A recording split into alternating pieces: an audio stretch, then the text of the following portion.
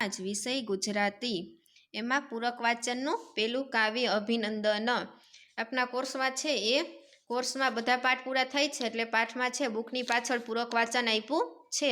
એમાં પેલું પાઠ છે પેલું કાવ્ય આપ્યું છે પાઠમાં અભિનંદન। એ કાવ્યના કવિ છે ભાગ્યેશ જહાં।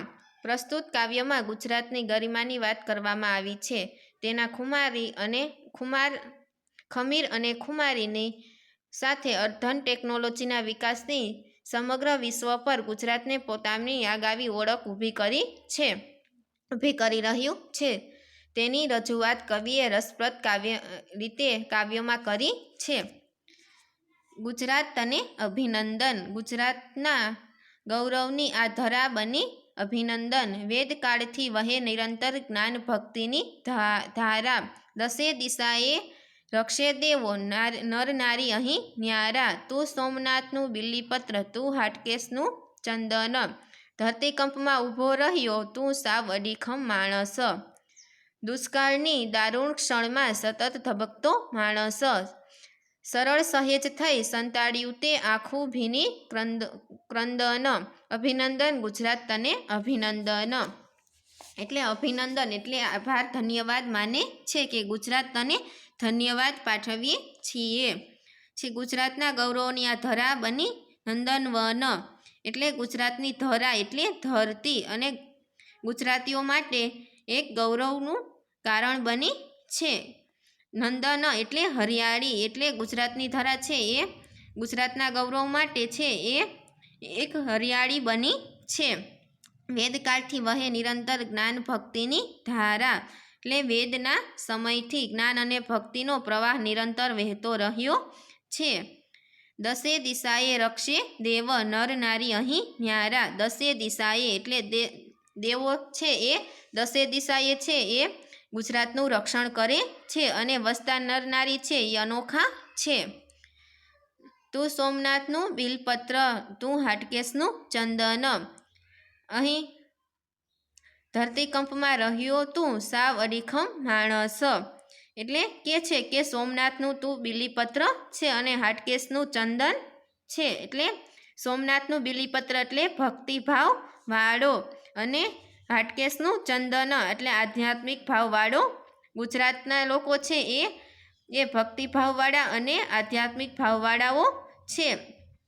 પછી કે છે ધરતીકંપમાં ઊભો રહ્યો તું સાવ અડીખમ માણસ એટલે કે છે કે ગુજરાતમાં વસતા ગુજરાતી છે એ અડીખમ માણસ છે। ધરતીકંપ આવ્યો તો પણ અડીખમ ઊભા રહ્યા હતા, ડગ્યા વગર રહ્યા હતા। દુષ્કાળોની દારૂણ ક્ષણમાં સતત ધબકતો માણસ એટલે દુષ્કાળની ભયાનક સ્થિતિમાં પણ સતત ધબકતો માણસ રહ્યો હતો। દુષ્કાળોની દારૂણ ક્ષણમાં એટલે દારૂણ એટલે ભયાનક સ્થિતિમાં। સરળ સહજ થઈ સંતાડ્યું તે અશ્રુભીની ક્રુંદન એટલે સરળ સહજ એટલે કે તે છે દુઃખ અને વેદના છે એ સરળ રીતે સહન કરી છે અને સહજ રીતે છુપાવી દીધી છે, તે કોઈને જોવા દીધું નથી।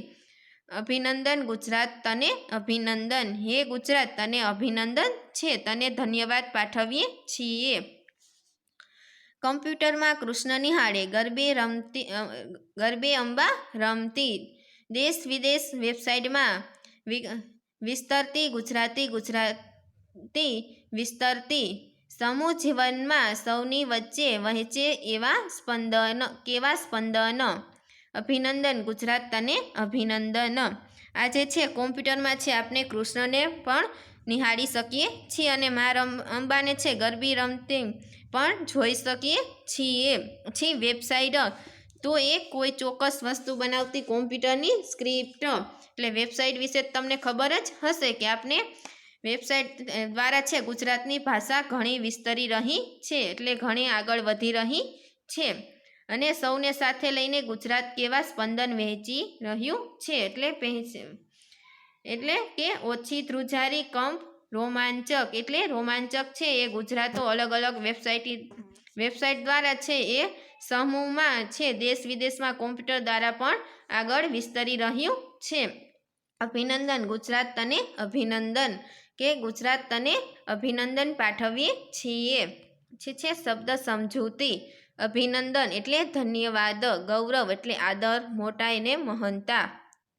નંદનવન એટલે હરિયાળું. નિરંતર એટલે સતત, કાયમ. ધરા એટલે ધરતી, જમીન. રક્ષે એટલે રક્ષણ કરે. ન્યારા એટલે અનોખા. ધરતીકંપ એટલે ભૂકંપ. અડીખમ ડગ્યા વગર. એક ધારું ઊભું રહેવું. દારૂણ એટલે ભયાનક. ક્ષણ એટલે પળ. સતત એટલે સદાય. ક્રંદન એટલે રુદન. વેબસાઇટ કોઈ ચોક્કસ વસ્તુ બતાવતી કોમ્પ્યુટર સ્ક્રિપ્ટ. વિસ્તરતી એટલે વિસ્તાર પામતી. વહેંચે એટલે વહેંચે.